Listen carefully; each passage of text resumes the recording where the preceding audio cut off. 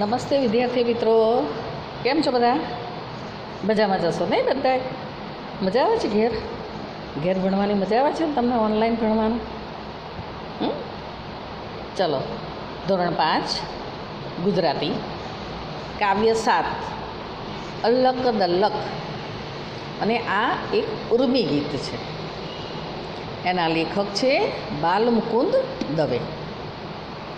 હવે પહેલાં તો અલ્લક દલ્લક એટલે શું, એ જ શબ્દ તમારા માટે કંઈક નવો છે. બહુ બધા શબ્દ આમાં અટપટા છે, પણ આ અટપટા શબ્દમાં હું તમને એનો સમાનાર્થી શબ્દ કહીશ, એનો અર્થ કહીશ. અલ્લક દલ્લક એટલે બાળકોની એક જાતની રમત છે. અને આ લેખકે એટલે કે બાલમુકુંદ દવે આ કાવ્યમાં રાસનો મહિમા વર્ણવ્યો છે. રાસ તો તમને બધાને ખબર હશે, આપણે ગુજરાતમાં શું બહુ ફેમસ છે? એક તો દિવાળી ફેમસ છે અને નવરાત્રિ બહુ પ્રખ્યાત છે. આપણે ગુજરાતની દિવાળી અને નવરાત્રિ, એમાં નવરાત્રિ તો વધારે. તો નવરાત્રિમાં આપણે જે ગરબા ગઈએ છીએ ને, એ ગરબામાં આપણે રાસ પણ રમીએ છીએ. ખબર છે? રાસ રમતા તમને દાંડિયા લઈને, દાંડિયા તો ખબર છે ને, લાકડાના, એ દાંડિયા લઈને આપણે રમીએ છીએ, એને રાસ કહેવાય. અને આ રાસનો મહિમા આ કવિએ આ ગીતમાં, ઉર્મી ગીતમાં કર્યો છે. હવે હું તમને કાવ્ય સમજાવું, ધ્યાન આપો, બરાબર? જો હવે હું ચોપડીમાંથી કાવ્ય વાંચીને સંભળાવું. તમારે ચોપડી ખોલીને એ વખતે જોવાનું અને મારી સાથે બોલવાનું, એટલે તમને અઘરા શબ્દ ખબર પડે, બરાબર? સાંભળો. અલ્લક દલ્લક ઝાઝર ઝલ્લક, રડિયાળો જમનાનો મલ્લક, એથી સુંદર રાધા ગોરી, મુખડું ઝળકે ઝલ્લક ઝલ્લક, આભે પૂનમ ચાંદ ઉગ્યો છે, રાસ ચગ્યો છે છમ્મક છમ્મક, ગોપી ભેળો કાન ઘૂસ્યો છે, ઢોલક વાગે ઢમક ઢમક, રાધિકાનો હાર તૂટે છે, મોતી ચળકે ચલ્લક ચલ્લક, બધા જડ્યા પણ એક ખૂટે છે, રૂએ રાધિકા છલ્લક છલ્લક. આ એક પાનાની મેં કવિતાથી તમને વાંચી સંભળાવી. હવે એનો અર્થ તમને સમજાવું. હવે આ કવિતા સમજાવતી વખતે વચ્ચે વચ્ચે હું સમાનાર્થી શબ્દો અને વિરોધી શબ્દો પણ કહીશ, જોડાક્ષરવાળા શબ્દો પણ કહીશ. તમે નોટમાં જોડે જોડે લખજો, કારણ કે આ પાઠમાં બહુ જ જોડાક્ષરવાળા શબ્દો છે, એટલે તમારે ભૂલ ન થાય. અને તમે ચોપડી ખોલીને એટલા માટે બેસવાનું કે શબ્દ જાતે જુઓ ને, એ વખતે એટલું ખબર પડે. હું બોલું એમાં કદાચ ખબર ના પડે, તો ચોપડીમાં તમે જાતે જુઓ એટલે ખબર પડે કે આ આવો શબ્દ છે. ચલો હવે સમજાવું. અલ્લક દલ્લક ઝાઝર ઝલ્લક. ઝાઝર કોને ખબર છે? ઝાઝર એટલે શું? તમે બધાએ જોયું જ હશે. તમારા ઘરમાં તમારા મમ્મી, તમારા બા હોય, તમારી મોટી બહેન હોય, તમારા મમ્મીના એટલે દેરાણી જેઠ એટલે કે કાકી હોય, ફોઈ હોય, આ બધાએ ઘરમાં ઝાંઝર કદાચ પહેર્યા હોય, સાંકળા અને ઝાંઝર બે શબ્દો છે, એનો સમાનાર્થી. એ તો તમે ઘરમાં પહેલાં જોયા જ હશે. અને આ બધું રાસલીલાની અંદર છે. રાસલીલા, શ્રી કૃષ્ણ ભગવાન કદંબ નામનું ઝાડ છે, ઝાડનું નામ છે કદંબ. એ ઝાડની આજુબાજુ ગોકુળમાં રાસ રમે છે. અને એ રાસનું વર્ણન આ કવિએ આ કાવ્યમાં કર્યું છે. એટલે અલ્લક દલ્લક ઝાઝર ઝલ્લક, બાળકોની એક રમત છે. સૌ રાસલીલાની અંદર રાસ રમતા જાય છે, અને વચ્ચે આ રાસમાં આ અલ્લક દલ્લક રમે છે. એક રમત છે. એમાં જે બધા રમે છે ને, એ બધાએ જ સાંકળા એટલે કે ઝાંઝર પહેર્યા છે, અને એ ઝમકે છે. એનો અવાજ આવે ને બધાને. અંદર ઘૂઘરીઓ હોય, ચાંદીની ઘૂઘરીઓ હોય, એટલે એનો અવાજ આવે છે. એટલે કે ઝાંઝર ઝલ્લક, એનો ઝણકાર, એનો અવાજ, એનો રણકાર એ આવે છે. અવાજ આવે ને, ખન ખન ખન અવાજ આવતો હોય એનો. તો રઢિયાળો જમનાનો મલ્લક. રઢિયાળો એટલે સુંદર, અતિ સુંદર. જો આ બધા હું સમાનાર્થી બોલું છું. રઢિયાળાનું સમાનાર્થી શું થયું? સુંદર, અતિ સુંદર. ત્રીજો મનમોહક અથવા આંખ ઠરે, આંખ તમારી એના પરથી આપણને મન ના થાય આપણી આંખ હટાવવાનું, એટલે આંખ ઠરે તેવો સુંદર જમુના નદીનું નામ છે. તમને નદીના નામ તો ખબર જ હશે બધાને. નર્મદા, તાપી, જમુના, યમુના, મહી, ગોદાવરી, કાવેરી, કૃષ્ણા, બહુ બધા નામ છે. સરસ્વતી, નામ તો બધા બહુ જ છે. પણ આ જમુના નદીના કિનારે શ્રી કૃષ્ણ ભગવાન રાસલીલા રચાવી છે. અને એમાં બધા જે સાંકળા પહેર્યા છે, ઝાંઝર પહેર્યા છે, એનો અવાજ આવે છે.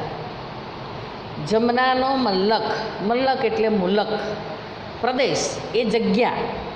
જમના નદીના કિનારે, સીધી ભાષામાં કહીએ તો જમના નદીના કિનારે આ રઢિયાળો રાસ જામ્યો છે. કે એ રાસ જે રમે છે ને બધા, એના પરથી આપણને આંખ હટાવવાનું મન ન થાય. મલ્લક એટલે એ પ્રદેશમાં, અને રઢિયાળો છે એટલે એટલો સરસ છે કે ત્યાં આપણનું મન મોહી લે છે. અને એવી સરસ જગ્યાએ આ રાસ જામ્યો છે. એથી સુંદર રાધા ગોરી. હવે જમનાનો મલ્લક એટલે કે જમનાનો જે પ્રદેશ છે, નદીનો પ્રદેશ છે ને, એ અતિ સુંદર કવિએ કહ્યો છે. આગળ મેં કહ્યું ને તમને, અતિ સુંદર, સુંદર, મનમોહક. પણ એથી સુંદર રાધા ગૌરી છે. રાધા ગૌરી કોણ છે? શ્રી કૃષ્ણની પત્નીનું નામ, શ્રી કૃષ્ણ ભગવાનની પત્નીનું નામ રાધા ગૌરી છે. એમને ગૌરી કેમ કહે છે? કે બહુ સુંદર છે. એટલે જે જમના નદીનો પ્રદેશ છે ને એ તો સુંદર છે, પણ એનાથી પણ વધારે આ રાધા ગૌરીનું મુખડું છે. મુખડુંનો સમાનાર્થી મોં, વદન. રાધા ગૌરી એટલા સુંદર છે કે ઝળકે છે. અને ઝલક ઝલક, કેવા ઝળકે છે? તો ઝલક ઝલક એટલે કે ઝળક ઝળક. આપણે નહીં ગોલ્ડન કલર તાપમાં આમ ઊભા રહીએ અને કોઈ ગોલ્ડન કલરની કંઈક વસ્તુ હોય તો કેવું ચળકે છે, એકદમ ચળકે, ઝમકે, ઝમકે, એને ઝળકે છે કહેવાય. એટલે કે રાધા ગૌરી એનાથી પણ વધારે સુંદર છે. મુખડું ઝળકે, ઝલક ઝલક. જમનાના મલ્લક કરતાં પણ રાધા ગૌરી સુંદર છે. અને તેમનું મોં સરસ ઝળકે છે. આગળ, આભે પૂનમ ચાંદ ઉગ્યો છે. આભે, આભનો સમાનાર્થી હું પહેલાં એક એક પાઠમાં જેમ આવે એમ કહેતી જ જઉં છું. આ પાઠમાં ફરી આભા આવ્યો છે. આગળ મેં પહેલાં એક બે પાઠમાં કહેલું જ છે. તો આભનો સમાનાર્થી આકાશ, નભ, ગગન.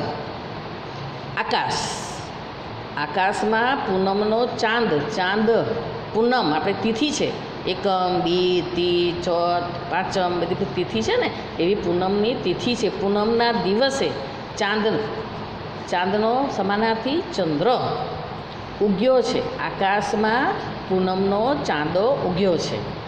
એવા સરસ વાતાવરણમાં રાસ ચગ્યો છે. રાસ ચગ્યો, તમે રાસ તો જોયો, જો એ ફોટામાં પણ દેખાય છે. અને તમે કદાચ રમ્યા પણ હશો તમારી સોસાયટીમાં, તમારા પોળમાં, તમારા ફ્લેટમાં, કે તમારા કુટુંબમાં કંઈક પ્રોગ્રામ એવો હોય ત્યારે. એમાં વચ્ચે ગ્રાઉન્ડમાં હોય, ખુલ્લી જગ્યા હોય, ત્યાં રાસ ચગ્યો છે. રાસ ચગ્યો છે છમ્મક છમ્મક. જો છમ્મક છમ્મક, છલકાતી, પુષ્કળ. છમ્મક છમ્મક એકદમ આમ શું કહેવાય, પૂરજોશમાં બહુ જ ચગ્યો છે રાસ. ચમ્મક ચમ્મક, એને એ રાસ ચગ્યો છે. આભમાં આ પૂનમનો ચાંદો ઉગ્યો છે અને નીચે આ રાસ ચગ્યો છે. છમ્મક છમ્મક, ફૂલ જોશમાં રાસ જામ્યો છે. ગોપી ભેળો કાન ઘસ્યો છે. શ્રી કૃષ્ણને બહુ બધી ગોપીઓ હતી. એ ગોપીઓ એની સાથે સાથે રમે છે. શ્રી કૃષ્ણ અને રાધાની જોડે ગોપીઓ રમે છે. ભેળો, ભેળો એટલે સંગાથે, એની સાથે, એની અંદર, રાસની અંદર. કાન એટલે કે કાનુડો, કૃષ્ણ ભગવાન, બહુ બધા નામ છે. કાન ઘૂસ્યો છે. ઘૂસ્યો છે એટલે કાન ઘૂસ્યો છે તો કાનની અંદર ઘૂસી ગયો છે એવું થાય ના. જ્યાં આભમાં પૂનમનો ચાંદ ઉગ્યો છે, ત્યાં રાસ ચગ્યો છે, ત્યાં આગળ બધી ગોપીઓ રાસ રમે છે. અને આ બધી ગોપીઓની જોડે, ગોપીઓની અંદર કાનુડો રાસ રમે છે. ઘૂસ્યો છે એટલે કે એ પણ જોડે જોડે એનો ભેળો એનો અંદર રાસ રમે છે. ઢોલક વાગે ઢમક ઢમક. ઢોલક તમને ખબર છે? ઢોલક તો બધાએ જોયું જ હોય. નવરાત્રિમાં વાર તહેવારે કોઈ લગ્ન પ્રસંગમાં ઢોલક વાગતો જ હોય. ઢોલક એટલે ઢોલ. ઢોલ વાગે ઢમક ઢમનક એટલે કે ઢમઢમ. ઢોલનો અવાજ સાંભળેલો છે ને તમે બધાએ? હા, બધાએ સાંભળેલો જ હોય. તો ઢોલ વાગે છે ઢમક ઢમક. રાધિકાનો હાર તૂટે છે. રાધા ગોરી જ્યાં રમે છે ને, શ્રી કૃષ્ણ ભગવાનની જોડે રાધા રમે છે એટલે કે એનું નામ બીજું રાધિકા. એમને ગળામાં મોતીઓનો હાર પહેર્યો છે. હાર એટલે ગળામાં આપણે નેકલેસ પહેરી છે ને, એ તૂટી જાય છે રમતા રમતા. તો મોતી ચળકે ચલ્લક ચલ્લક. મોતીનો હાર જેમને પહેર્યો છે એ મોતીનો હાર ચલ્લક ચલ્લક ચળકે છે. એકદમ એનું ઉજાસ અલગ છે. એનો જે શાઇનિંગ કહે ને, એનો શું કહેવાય, ચલ્લક ચલ્લક એટલે એનો શાઇનિંગ, એની મોતીની જે એ હોય, શું કહેવાય એને, મોતીનો ચળકાટ. એ ચળકાટ જે આભમાં ચાંદનો પ્રકાશ એની પર પડે ને એટલે મોતી ચળકે છે. એ રાધિકા બધા જડ્યા પણ એક કૂટે છે. એ વખતે રાધિકાનો હાર તૂટી જાય છે. જ્યારે આખો રાસ રમતા હોય છે ને ત્યારે હાર તૂટી જાય છે. હવે એણે નીચે કિંમતી હાર હોય, ભગવાને હાર પહેર્યો હોય, ભગવાનની પત્ની એટલે હાર તો કેટલો કિંમતી હોય. એટલે એ બધા મોતી નીચે વેરાઈ ગયા છે. એનો હાર રમતા રમતા તૂટી જાય છે, રાસ રમતા રમતા. તો બધા જડી ગયા મોતી, પણ એક મોતી એને ખૂટે છે. રોએ રાધિકા છલ્લક છલ્લક. રાધિકા રડે છે. છલ્લક છલ્લક એટલે છલકાતી, પુષ્કળ, વધારે રડે છે. એમ આપણે નહીં કહેતા તમે કોક મૂકીને રડો, એટલે કે બહુ જ રડે છે. કેમ રડે છે?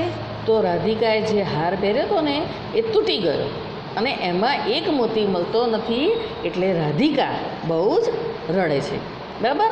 આ પાઠ શું, આ કવિતા આટલી તમને એક પાનાની સમજાવી. બીજા પાનાની ફરી ભાગ 2માં હું તમને સમજાવીશ. હવે આ ભાગ 1 છે. ભાગ 1ની અંદર હું તમને અમુક સવાલ જવાબ પૂછું. ચલો, બરાબર? મેં તમને જે સમજાવ્યું એમાંથી જ પૂછું છું, તો તમે જવાબ આપજો. બરાબર? ધ્યાન આપો. ચલો અંદરથી. હા, રાસ ક્યારે રચાયો છે? તો રાસ આભમાં પૂનમનો ચાંદ ઉગ્યો ત્યારે રચાયો છે. રઢિયાળો શું છે? કાં તો બીજો ઊંધો સવાલ પૂછાય, રઢિયાળો જમનાનો મલક છે. કાં તો પછી બીજો સવાલ ઊંધો પૂછવો હોય તો શું પૂછાય, જમનાનો મલક કેવો છે? જમનાનો પ્રદેશ કેવો છે? તો જમનાનો પ્રદેશ રઢિયાળો છે, સુંદર છે, મનમોહક છે. સૌથી મોઢું સરસ કોનું છે? તો સૌથી મોઢું રાધા રાણીનું છે.